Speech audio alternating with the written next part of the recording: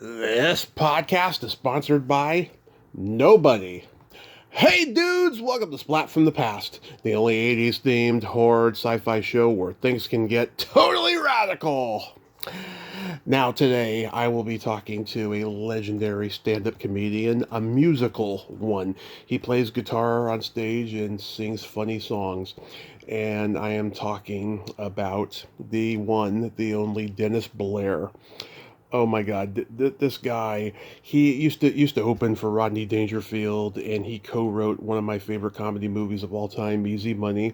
He'll be my fifth guest from the movie, because not only did he co-write it, but he also has a couple small parts in the movie as well.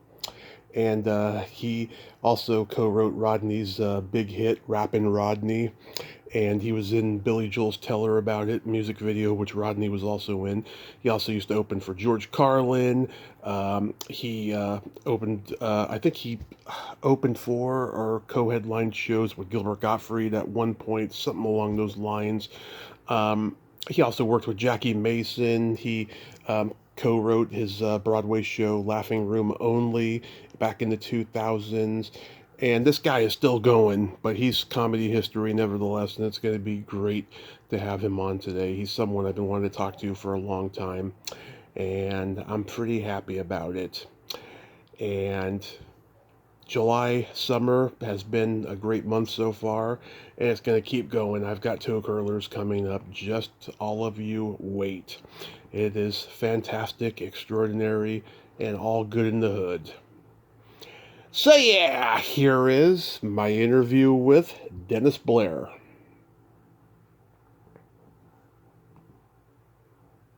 So going back in time, I know that you started out on the trajectory of music, which became a part of your comedy act. What age did you start playing guitar?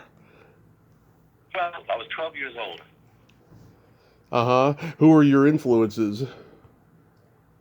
Well, the Beatles are big guys. I played accordion before that wasn't doing me any good. I wasn't exactly meeting girls in my little school there. So switched to guitar, and that was it. I never went back to accordion again. Yeah, what sparked the accordion idea? Was that a parental thing? I wanted to play saxophone. I don't know why. I don't remember why. Yeah. And there was no school in my neighborhood that taught saxophone, but there was a school in my neighborhood that taught accordion. So my mom went, "Hey, why don't you just do that?" And I said, "Okay." But it was good. It turned out great because the accordion was able to develop my ear, and as a result, to this day, I can hear a song on the radio and just play it. So that was the good thing about it. But we weren't going to stick with the accordion. We were going to go to guitar as soon as possible. Nice. Yeah, I mean, Weird Al Yankovic wanted to play guitar, but his parents opted for the accordion because they had one of those door-to-door people, coming in saying, "Hey, we're offering, accordion lessons or guitar lessons, kind of a thing and stuff." Wow. Did they have that where you grew up? No door-to-door. This is not a door-to-door deal. I guess it was just, back in Queens where I grew up, there was just a school of music, and the featured instrument was the accordion. It was direct there by my and but it turned out, I got fairly good at it, except after the Beatles hit, that was it for me. I said, okay, we're switching. So that's the story there. Yeah. Do you remember the first album you ever bought with your own money or was given to you? Meet the Beatles, oddly enough. Yeah, first one. Oh, you do not know how often I hear that one. It's always Meet the Beatles, as far as Beatles albums go. Yeah, that is awesome. How about the first concert you ever attended? That's a good question. Probably, oh my God, this is going way back. I probably Peter, Paul, and Mary at Forest Hill Stadium in Queens, New York. I think that was probably, if not the first, that was one of the first. Interesting. Peter, Paul, and Mary. Yeah, they were good. Yeah, they were good for their time. Yeah, yeah, they were a product of their time for sure. Yeah, I was a fan. I'm not a big folk music fan, but I thought their harmonies were great. So there you go. That's what I did. Great harmonies, yeah. Did you come from a funny family in general? My brother was pretty funny. Not my mother, not my father, but my brother was funny, and I lived for the day that I would make him laugh. And it happened a few times. I still remember that to that day. But yeah, just my brother and me, and that was it. Boring family. Do you think your brother could have been a professional comedian? I don't know about that. He was a singer. He used to be in these doo-wop groups. He was 9 years older than I was, so he used to perform. Not perform that much, mostly sing. And yeah, he would do that. He was pretty good. He had a pretty good voice, but he didn't keep at it. He stayed every once in a while. He reformed little bands or little groups in his neighborhood, but it didn't really lead anywhere. So you both bonded over music. He was a totally different generation. He liked 50s music, and I was 60s and beyond. So we really didn't bond over that. But we got along great. Was he like 10 years older? 10 years, nine and a half years older, exactly. I think my mother lost one in the middle there somewhere. She was miscarried somewhere, and they just didn't want to go through that again. They were never going to have another kid, but then they finally said, "No, listen." And I popped out. Oh, that's the same thing with my family. Yeah, me and my brother are 9 years apart in age, and my mom miscarried 4 times between us. Wow. So. Okay. Wow. So what's the age difference? 9 years? 10 years? Yeah. He's 9 years older than me, and we have different dads. Wow. Okay. Well, wow. All right. Well, yeah. We have a lot of bonding to do at some point. Yeah, and I also noticed you have the exact same birthday as my mom, except you're a year younger than she is. Yep, she's February 21st. Yeah, crazy coincidence. What comedians did you watch on TV growing up? Well, it's funny because I wasn't planning. I mean, the first thing I was going to do was I was going to be a famous singer-songwriter. That was my goal. Mm-hmm. So most of the people they were of the musical bent, but I did enjoy. Who did I watch? Jonathan Winters. I always wanted to be my father because he was on the Tonight Show every once in a while, and he just cracked me up. So I'd say Jonathan Winters was my earliest memory, and I'm trying to Rodney Dangerfield, of course, before he became a huge star. I guess those are the main two. For Professor Irwin Corey, probably no members, except you maybe. Yeah. I love weird guys like that because it's so strange. I never got to meet him, unfortunately, but I think those 3 were, probably in my top 3. Wow. Was the Smothers Brothers an influence on you? Absolutely, yeah. I should have not left them out because I got to meet them years later. Yeah, they were great. They were amazing. Mm-hmm. Yeah, when Laugh In. I watched Laugh In too, and then those are the kind of shows. That was a great show in my childhood. I don't know if there were many stand-up comedians on that show, but just the whole concept and the whole presentation was pretty amazing to me at that age. Yeah, because what you do, it reminds me of the Smothers Brothers, and a lot of guys who were big around the time you started, like Steve Martin and Gary Mule Deer and people like that, Martin Mull, the kind of musical comedy. Right. And I got to meet Tommy Smothers years later when I was doing the improv at the Riviera in Las Vegas, and I guess he came in and was very complimentary. I said, "Wow," and I was a big Mets fan, and we were watching the World Series, and it was either the World Series or the playoffs, and we got a phone call. And my wife goes, "It's Tommy Smothers." And I go, because I was such a Mets fan, I go, "I'll tell him I'll call him back as soon as this inning's over." And she goes, "You know what? If you had gotten the phone call when you were in college from Tommy Smothers, I think you would have taken it right away." I said, "You're probably right." But I called him back, and he was great. We got to hang out with him a little bit. So, yeah, it was like one of those dreams come true. And he was a great guy, too, nice guy. Yeah, isn't it great when you meet your idols and they don't disappoint you? Very, very nice. Yep, very nice indeed. Yeah. So what year did you start stand-up? Well, I guess technically the very end of 1970. 76? Little mistake. What's that? Did you say 76? 79. Oh, 79. Yeah. Mhm. Yeah. Yeah. It was kind of, I was a singer and, bars and stuff like that. And I was in one place called Fern's Heart. Was in Roslyn, Long Island. Nobody was listening. No one's listening to my songs. So I was doing that, reggae, Staying Alive. I just did Singing Too High, and I stuck that into my next set, and people started listening and actually chuckling and went, "Oh, this might be something." And that's how it all started. And then I started doing comedy there, and got up a little act over the last several weeks, and then I went to Dangerfield's and did the open mic night, and that's how all that started. Yeah, so like when you started in New York, like who was around that was performing too? You mean over at Dangerfield's? Well, like in general, like did you see like Piscopo and Seinfeld and people like that? Oh, right. Well, I started out at Dangerfield, so the guy I opened for was Jackie Mason, and then Rodney. But the people that were around at that time at the comic strip mostly and Catch a Rising Star were Seinfeld, Carol Leifer, Bob Nelson, Peter Ailes, who else? I'm trying to think of Paul Reiser. Yeah. Yeah, I'm trying to think of others. Yeah, people like that were around. Yeah. Steve Middleman. Steve Middleman, Mark Schiff. Stu Trevac. Dan Vitale. I kind of I vaguely knew him, and I never really hung out. It's funny because I was a Dangerfield actor pretty much, so I didn't really go to the clubs very much.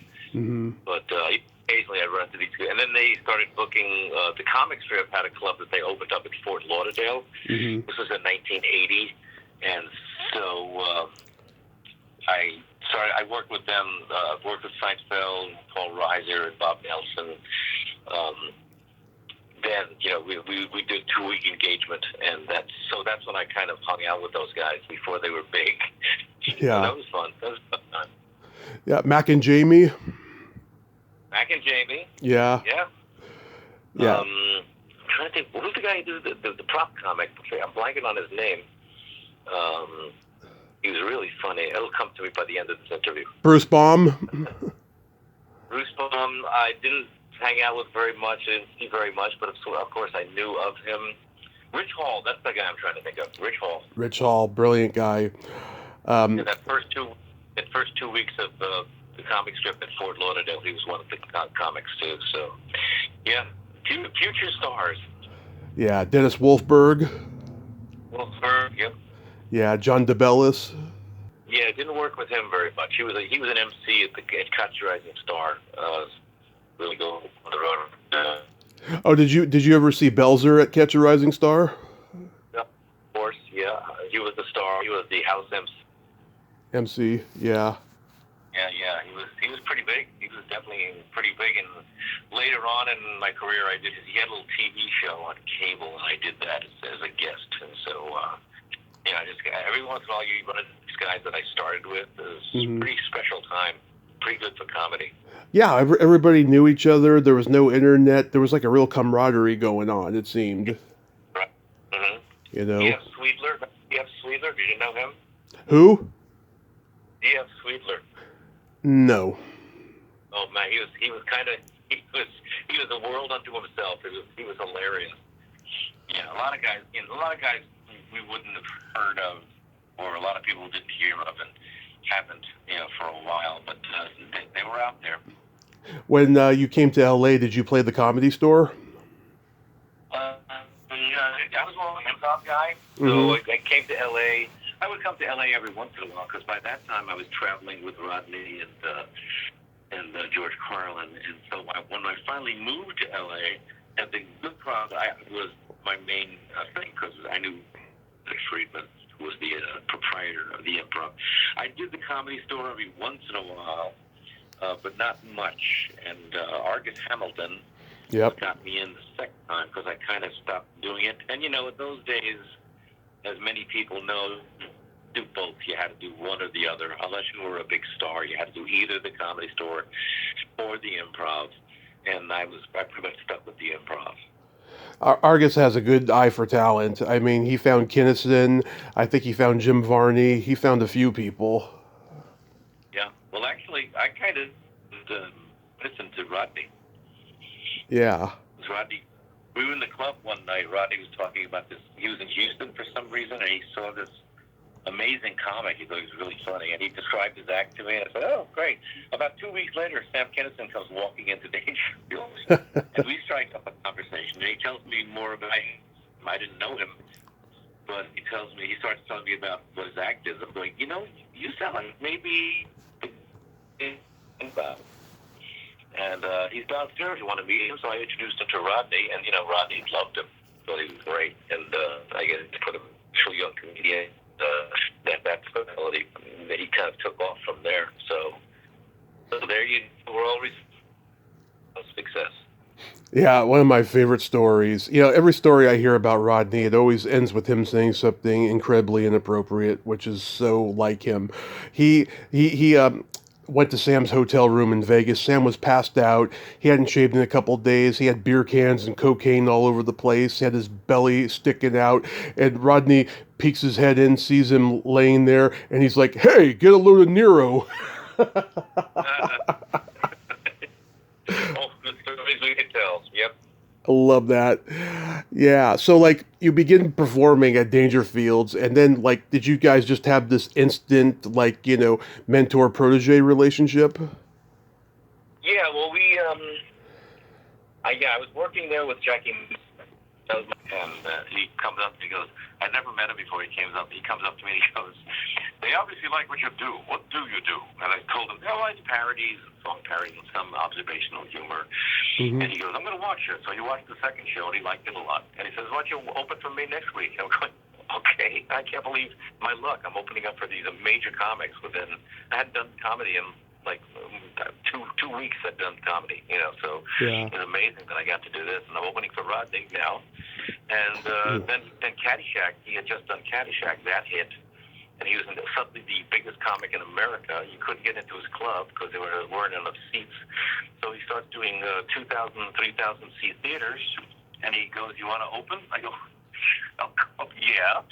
So within 3 months of me doing comedy, I'm opening for the biggest comedian in America. And it went on from there. Wow. And you helped him co-write a couple of his Primetime Network specials, which I own on DVD, by the way. It's Not Easy Being Me and I Can't Take No More. Anything stand out about collaborating with him on those? Well, the first thing he did was, Caddyshack was such a big hit. And I remember being in the dressing room with him, and he says, listen, they want to do a movie starring me. So if you come up with any ideas for a movie, let me know. Now, my apartment was 4 blocks away from Dangerfield. Mm-hmm. So I go, okay. I go running back to my apartment. This is between shows. I go running back to my apartment. I just start pacing, going, I got to come up with an idea. I got to come, because Rodney just offered me to come up with an idea for a movie. So I came up with the idea of this movie about where he's had to stop smoking, drinking, and gambling for 1 year, and he gets $10 million. And I will run back to the club, and I tell him my idea. And he goes, that's pretty good. I'll present it to Orion, or whatever the movie company was. Mm-hmm. And they liked it, and he made me a writer right away. So with a little glitch in the middle. But, yeah, and then from there came the specials, the TV specials. And I started writing jokes for him here and there. But, so we became kind of like a little bit of a partnership, But yeah. He wrote his own jokes, or other people sent him jokes that they came up with. And he would pay $50 for a joke if he liked it. So that was the story basically there, was writing with him. When he would go on the Tonight Show and do, let's say, 14 one-liners, were any of those one-liners his? Because he says them like they are, Oh yeah, well he was. Yeah, I mean, either they were one-liners that he wrote, mm-hmm. or that people sent in that he paid for. So yeah, I mean, it was all. He hated when people stole. He did not like when people stole jokes, and he he didn't like certain comics, and some of it I don't know was not true. I mean, he accused one or two comics of taking his style, and I don't know how you copyright his style. Yeah. I mean, there's one-liner comics all over the place. So, but yeah, that. It was all self-contained. It was all stuff that he came up with or bought. Yeah, because oh my God, just everything he said was just hilarious and came out of his mouth. And he had really good writers that really knew his style well and could write for him. I mean, it's very hard to write for Rodney. When he guest starred on The Simpsons in the '90s, all of his jokes were written by him because they literally could not write for him. Right. You know? I mean, he's such an identifiable style. Mm-hmm. And, but Jackie Martling, Jackie the Joke Man, wrote him one or two jokes that he used, and I wrote one joke, and he was in his club, and he says, "I'm going to try that one joke you wrote." I said, "Oh, great! I just started." So I go in the room, and it's packed. This was before the Caddyshack had just come out, so he wasn't super famous yet, but the room was pretty full, and he tells the joke, and he does the punchline, and it gets nothing, and he turns to me and he goes, "Thanks, Dennis. Thanks for writing that joke." It's like I go crawling out of the room, and but 2 years later, he used it on one of the specials that he did. So who knows? I guess he reviewed it, but maybe it is pretty good, But that night, he didn't get a laugh. So little things like that popped up all the time. Also, a lot of comics are sponges too, and they think they came up with something, but they heard it like Right. 2 years ago, that kind of a thing. Right. Yeah, it could have been that. It could have been that too. Yeah, Easy Money is one of my favorite comedy movies ever, and I've talked to 4 other people from it. I've talked to Candy Azara and Lily Hayden and Jeff Altman, and I also talked to Val Avery's daughter, Margot. She's in the fashion show background. Okay. In the audience. Yeah, it's a movie that just cracks me up hysterically. I love Back to School the most out of all his movies, but that one really cracks me up too. So are there any jokes or lines in that movie that you can take credit for? I know. I remember one specifically when they came up with the regular guy look in the fashion show. Mm-hmm. I came up with a callback because he's talking to Dr. Vindaloo. Yeah. when he shot himself in the ass, Yeah. And somebody was talking about the regular guy look, and I came up with Dr. Vindaloo saying, "You did the regular guy look? I just bought 2 of your short sleeve pajama tops." That was my joke. That's the one I remember. And there were other ones that I contributed here and there, but that's the big one that got the biggest laugh in the movie. We had a lot. We went through so many drafts of that movie. I think we worked on it for over 2 years. Uh-huh. And we changed directors, and that guy didn't work out. And then we had the Jim Signorelli. He was new to movie directing. That was his first movie that he ever directed. Yeah. So Rodney didn't always trust him, but it turned out to be okay. The movie didn't do great, I don't think, when it first came out. Yeah. But it's like one of those things, like It's a Wonderful Life. It doesn't do well at the inception. Mm-hmm. As time goes on, I still have people coming up to me going, "Oh, Easy Money is my favorite movie ever." I'll go, "Oh, good, great, terrific. Yeah, keep watching. I'll make $5 in residuals from now on." It's great. And I also think because Joe Pesci became an Academy Award-winning huge star later, I think that had something to do with it. I think, people were looking back and go, "Wow, he had some good chemistry with Rodney." Yeah. Well, Joe was a huge Rodney fan. Mm-hmm. Here's the thing. If Joe, they're rehearsing or they're doing it, Joe would say a line, and if everybody laughed, Rodney would go, "I'll do that line." So he would steal. If Joe got a laugh, half the time he would steal the joke from Joe. So I think that pissed Joe off fairly royally. But things like that happen. My favorite line in the movie, I think this is the most underrated insult Rodney has ever had. It kills me every time when he's trying to get the fat kid to hold still, and the grandma says, "Hey, Monty, have you ever seen a face like his?" And he says, No, if I did, I'd remember it." That kills me every time. It's like very clever, well thought out, and just it kills me. Do you know if that was Rodney's or not? I'm pretty sure that was probably Rodney's. I mean, we had so much stuff to work with since he was the star, Yeah.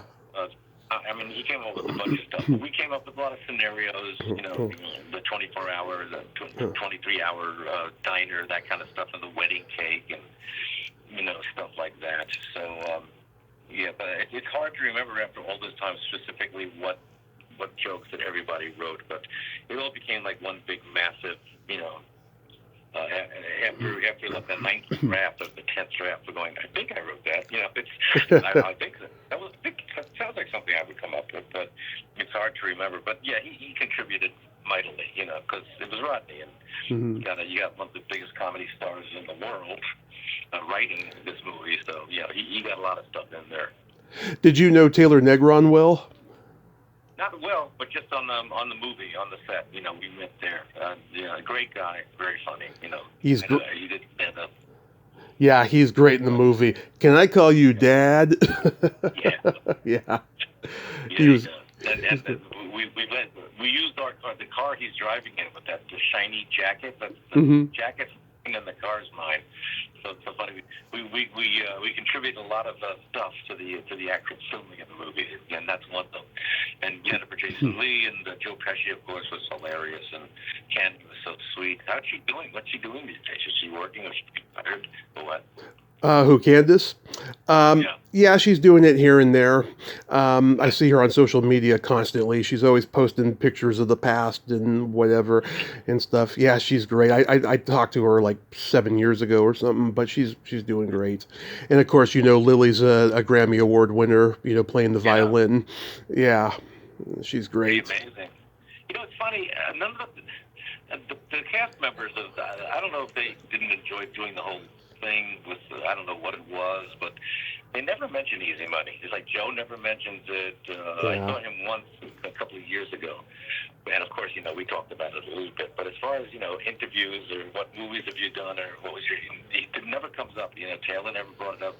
Jennifer Jason Leigh never brings it up. So I'm going, I guess they didn't have a great time or just forgot about it, but maybe. That's the story. Weird. And you co-wrote the song Rappin' Rodney.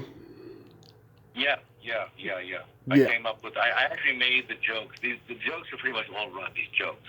But I put them in a format where they could rhyme. I added words if we needed a rhyme for specific lines. I didn't get rich on any of that, but that was fun to do, going to the studio and doing it, because that's one thing I love doing, going to a recording studio and just coming up with songs. So, yep, that was me, partly me. That song and that video is a classic. Pat Benatar is the executioner. Robert Barron is the lawyer in court who falls asleep. And Father Guido Sarducci gives Rodney his last rites and his last meal of fish and chips in that video. Right. It's a classic video. Yeah. Were you in it at all? I can't remember.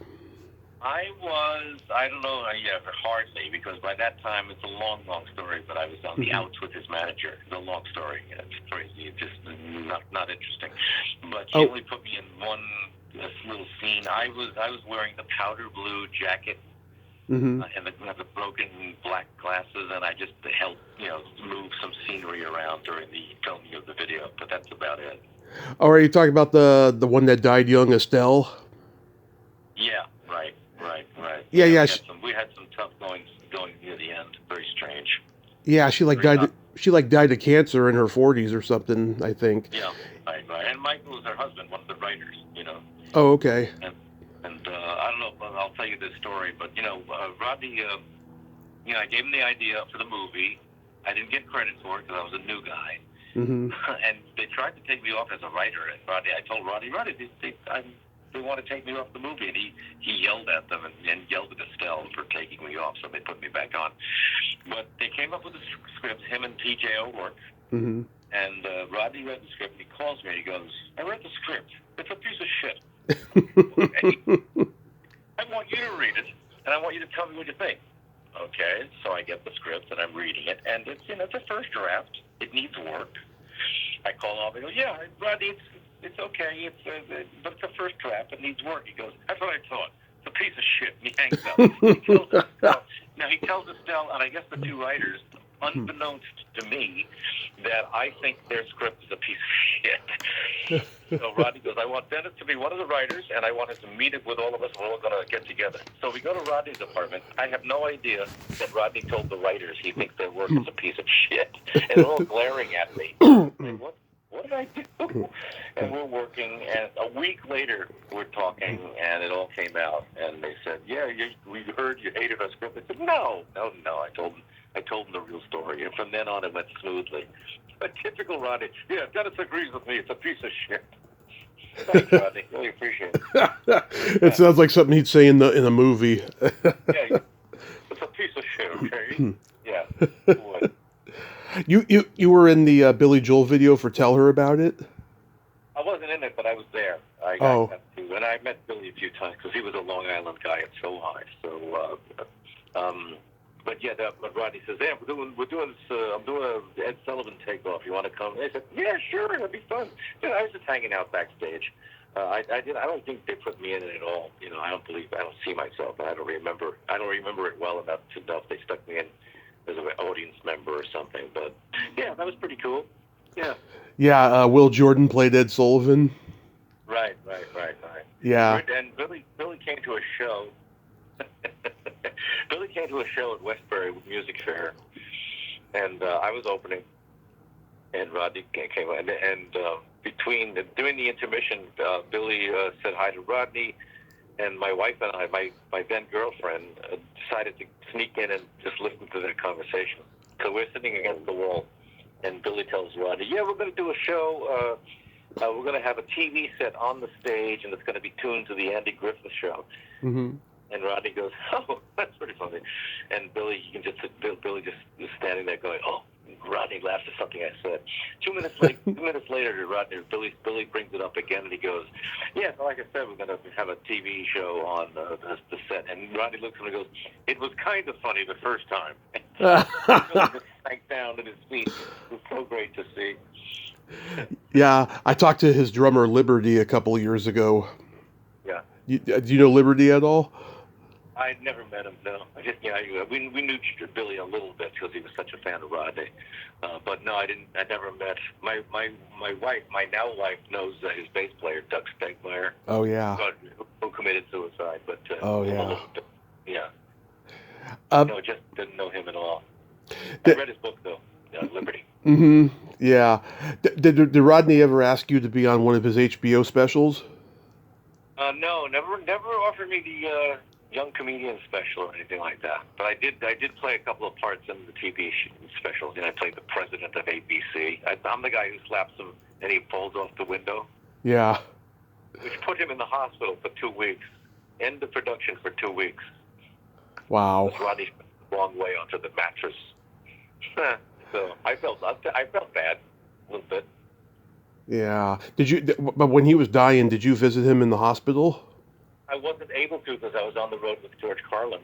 Uh-huh. And, I certainly, if I'd gotten back in time, I would have certainly gone over there. But, yeah, it was like a 2-week tour or something, and I couldn't exactly leave. And it was on the West Coast. And I forget his hospital was in New York or something, and I couldn't even take a day off. So, unfortunately, I didn't get to see him at the end.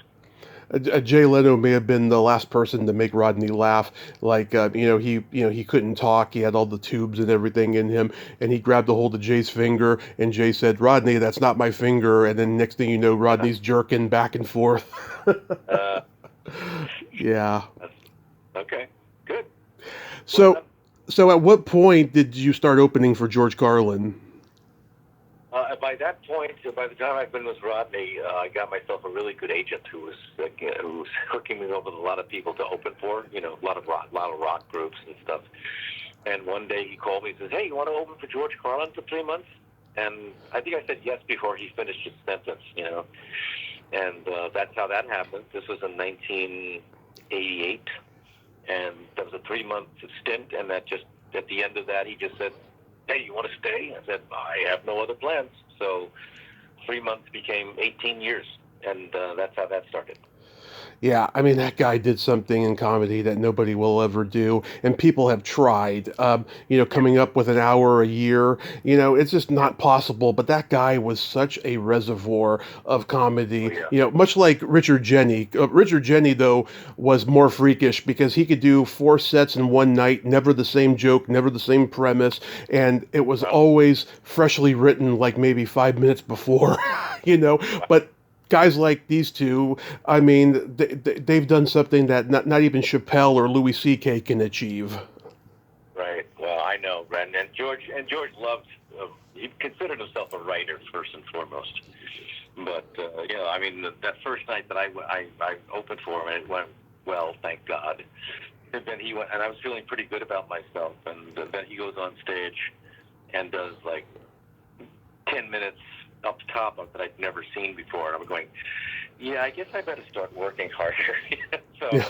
yeah, he was amazing just to watch. I wouldn't watch every show when I was with him for a couple of years, but every once in a while I'd have a favorite bit that I'd go out and catch that night, and it was just amazing.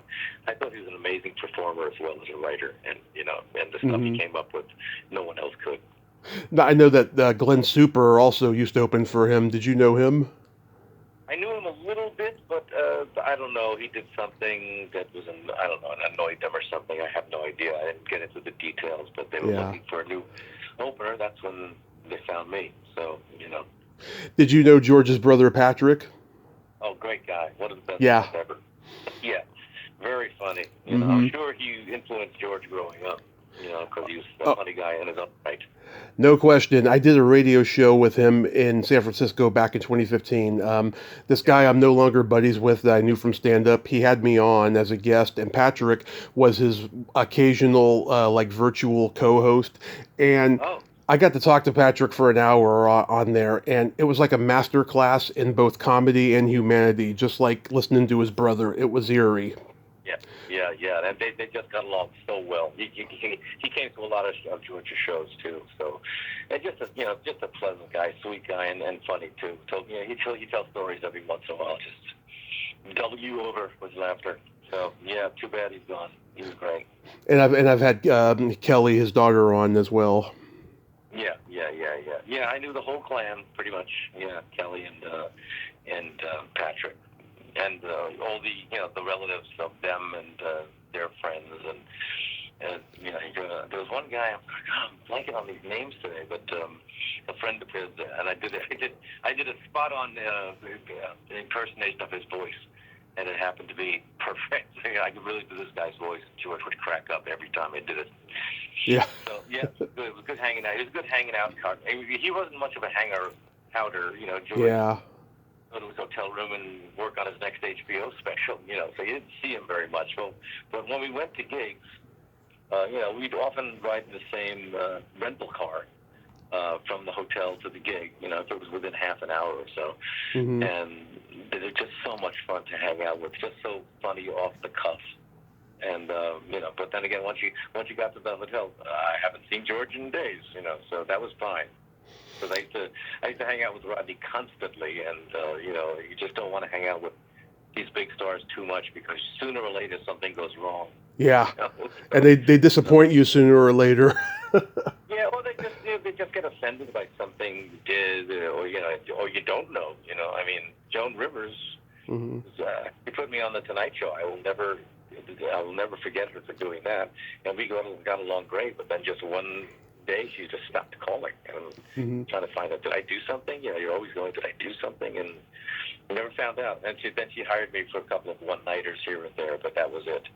Hmm. I think she had an agent that was trying to push his opener, his client on her. That's probably what happened. But it's one of those things where don't get too close to these people because it Yeah. doesn't always work out really well. Oh yes, I've learned that the last 9 years I've been hosting this podcast. I'll tell you. Well, uh-oh. All right. Yeah, Well, you have to wait for my book when I finish it.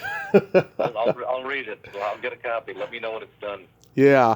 When before you got on the Tonight Show with Joan, did you ever like have any run-ins with Johnny's booker, Jim McCauley? No, the funny thing with the thing with me and TV is I'm a guitar comic. Mm-hmm. And they don't want to get involved in having to pay royalties to, so what I had to do, and Joan really pushed for me, but what I had to do with Macaulay, and I never met him, everyone knew about him, was I was tell him, listen, I will do public domain music on the show, and you don't have to worry about it. And that's what I did, So I met him that night that I did the show. I did two, And before that, I did the Tomorrow Show with Tom Snyder. Many of you won't remember that guy. Oh, I watched his show in the '90s. His show that Letterman produced. Okay, right. And he came to the my show at the Caroline's at the time, and they booked me from there. And I had no idea that you couldn't do parodies on the air. And Bob Morton, who later became Letterman's producer, right? It's like 2 hours before showtime, and Bob comes in and goes, Dennis, did you clear any of these songs? I go, no, why? And he goes, well, this could be a problem. I said, okay, but you know what? We got in touch with the Bee Gees management, and they were fine with what I did. I did the big Bee Gees parody, and they were cool with it. I think I had to change one word, but Barry Gibb was fine. He said, it's funny, So luckily I was able to do that show. But from then on, there was always like, ugh, God. Yeah, I found my way around, the smaller shows like Comedy Tonight and stuff like that. But the big shows eluded me for a long time. But just doing the Tonight Show twice was just all I needed. It's like, what been such a great thing to have done. And Johnny was supposed to be going to put me on the third time, and then he had the big blow up with Joan, and that was it. I was Joan's act. So, awful. Tell me about working with Jackie Mason. One of the funniest person who ever lived. I am telling you. I can't. First of all, go with Jackie Mason and Push Mason, but I can't even come up with a thing that he does. But one of the greatest things. He would insult me all the time, and it was like Rickles insulting you. You were honored. Yeah. But we every time I went to Manhattan, when I moved to LA, if he came to New York, I'd always call up Jackie, and him and his manager would go to lunch, and we'd have like an hour's worth of stuff to tell people what happened. But the best thing is, I came to New York. This was maybe 15 years ago, and he was at Starbucks with a bunch of his cronies, guys with really bad wigs and stuff like that. And I forget, he said something really insulting to me, and they all left. And I turned to him. And I'm going, Jackie, first of all, what kind of a person are you? You think you're my friend, and you're a son of a bitch. You tell me these things, and you should be nicer to me. And I said, I've been a friend of yours for years, and I've stuck up for you and all sorts of things. And I'm telling him these things, and now they're all laughing at my impression of Jackie. And it just goes on for a minute or two, and I go, so that's it. I don't want to see you around. You're a bastard. You're a son of a bitch, and that's it. You deserve everything you get. And Jackie just looked at me and goes, you're so insecure you had to borrow my personality? And that's it. They laughed, and I was done, So that was my big favorite Jackie Mason story. Right away he goes, you had to borrow my personality. I remember when he played the role that Rodney played in Caddyshack, Caddyshack 2, he's called everybody a Funza Noon. Right. Rodney was pissed off at him for taking that role. Right. Jackie said, I read it to him, and he's yelling at me. I'm going, you turned it down. What was I supposed to do? Turn it down?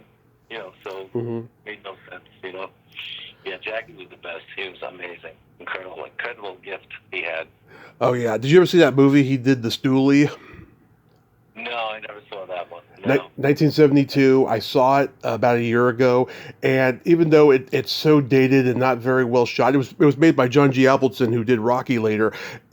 He does a great performance in that movie. It's like comedic, but it's also got a lot of pathos and drama to his performance and stuff. I thought he was really good in it.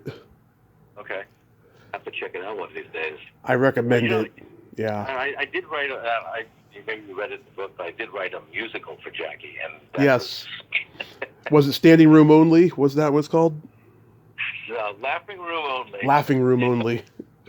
They've gone through 4 other writers. They couldn't come up with anything. They called me. Jill, his manager, goes, Dennis, do you write sketches? I go, I have written sketches. So they hire me as the 5th writer. I'm coming up with ideas and premises and jokes, and they're liking what I wrote, and they hire a cast, and and the rehearsals are going really well, and then we bring it to Poughkeepsie for a run-through, and it just kind of semi-sits there.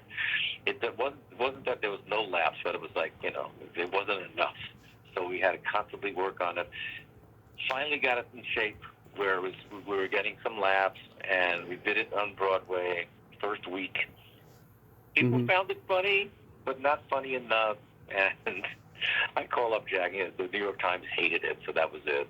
I called up Jackie, and I go, Jackie, I'm sorry, I tried my best. He goes, no, it's not your fault. That was ridiculous. Who wants to see an old Jew singing vaudeville songs? I go, okay, whatever. So, we tried, but it was quite an experience. Well, that one-man show he did in the 80s, that really surprised people of how successful it was, because his career was considered doomed by that point, because he had given the finger to Ed Sullivan in the 60s, and John Byner was the ant in the aardvark. He wasn't. He was doing his voice for it. But, he was considered dead by that point, and then he just, pulled a 180 on the industry for a little while. Yeah.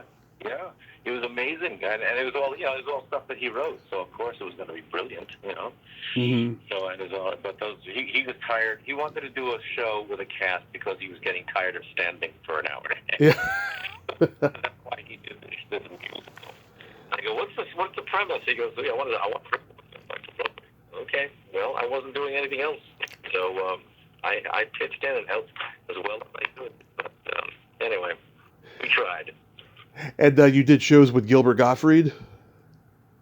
Yeah, I did one or two shows with him. Just one of those Jersey kind of shows. The one-nighter here and there. Uh-huh. I just did one. We just did one of those. But the whole ride, I was the driver. Mm-hmm. Picked him up and catch Rising Star, and the entire 45-minute ride, he just complained about doing it. He says, I should headline. He doesn't want to be bothered. And, of course, we get to the place. And I open, of course. He says, you should not headlines. No. I think Gilbert, they're there to see you. I do my 20 minutes, and he does like an hour and a half. So it was all bullshit. I don't want to do this. It's the way we all feel before a show. It's going to be a disaster, and it turns out to be really, really good. So he was amazing. Yeah, I worked with lots of those guys. Yeah, I had a chance to meet him once, and unfortunately I didn't get to do it. He was doing a show at the San Jose Improv, and I know some people who got to meet him after the show. But God, he's one of those guys I wish I could have, though, because I know he was a Universal Monster aficionado. I am too. It would have been great to talk to him about Lon Chaney Jr. That would have been a great conversation. I used to listen to his podcast, the Amazing Colossal Podcast. There's 500 episodes. I could always go back and revisit those, His laugh would last 5 minutes on that show. Yeah. I'd be listening to that show in my room, right? And, family members would walk by and they're like, oh my God, can you turn that down? It's so loud. Sorry. Yeah. When earbuds came along, Yeah, I did get to work with Norm Macdonald, though, which was one of my heroes. So that was good. I got to do 3 shows with him. This was right before he died, maybe 6 months. So I got lucky, Yeah, Norm, I've heard he was a good guy. Nice guy, and I reminded him of, I think the Improv was playing the Comedy Store. This is in 1991 or something, and they put me on the team, and I said, you don't want to do that because I suck, and if you do, put me in the outfield, and they, of course, put me at second base. So I'm on the field, and Norm's on first base, and this line drive goes right past me. I didn't even jump for it, and everyone's yelling at me. What's the matter? And Norman just comes striding over me and goes, hey, that ball went right past you there. He wasn't upset at all. They were all upset, but Norm wasn't. So I remind him of that stuff. He goes, I remember that. So it's a great thing to get to do that. So do you still enjoy performing? Yeah, I'm with Barry Manilow now. Oh, nice. For years. And it's amazing because it's arenas, and arenas are not, unless you're a well-known, famous comic that they're coming to see, they're not the greatest place for comedy.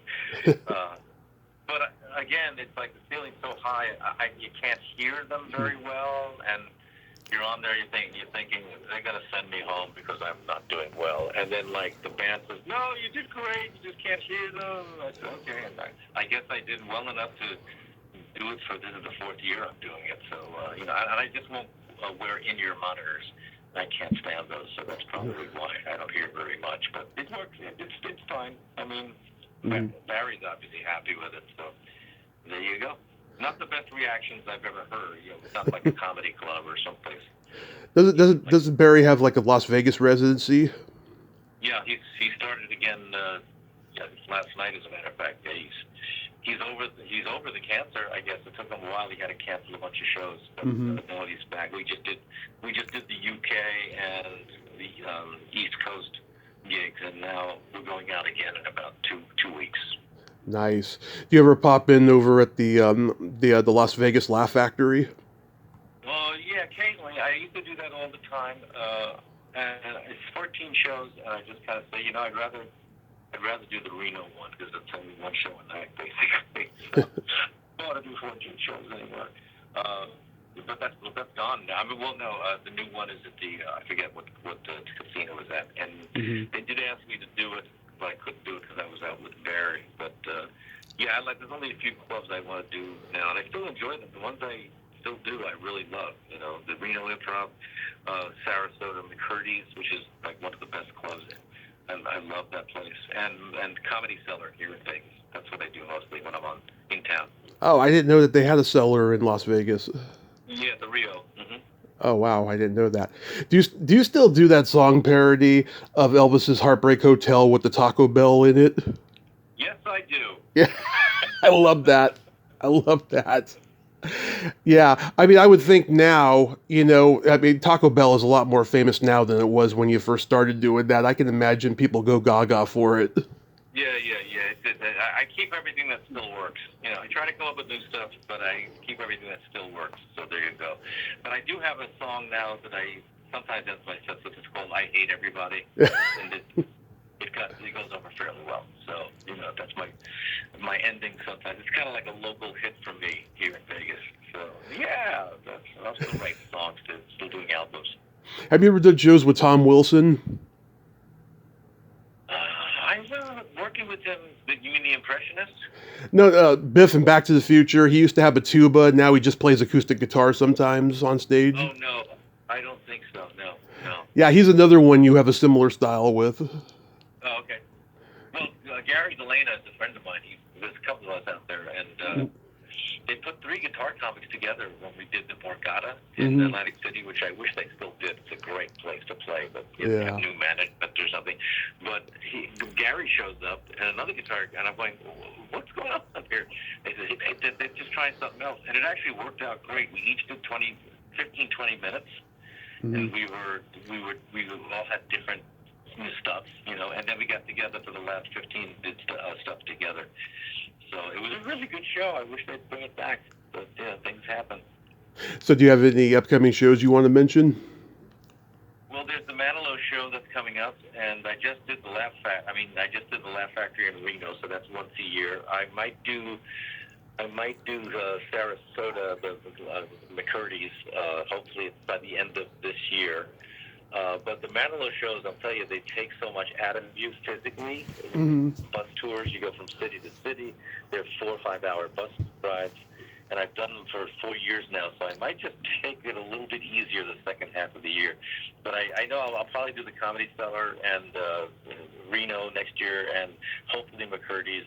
And I do these one-nighters in Arizona that come up every couple of weeks. So, I'm good. I've been doing it for almost 50 years now, so I don't mind slowing down a little bit.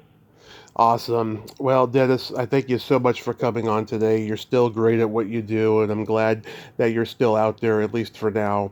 And I hope you have a great summer and being on the road with Barry Manilow, and be safe out there. You too. Well, thank you. I appreciate you having me on. Thanks a lot. My pleasure, sir. Bye-bye. Okay. Bye-bye. Well, there you have it. Dennis Blair, ain't he a cool dude? Wow, he's touring with Barry Manilow these days. God, that's a success story. Big success story. Well, Until next time, this is Tommy Throwback Kovac saying there's no shame in living in the past because the present sucks. Later, dudes.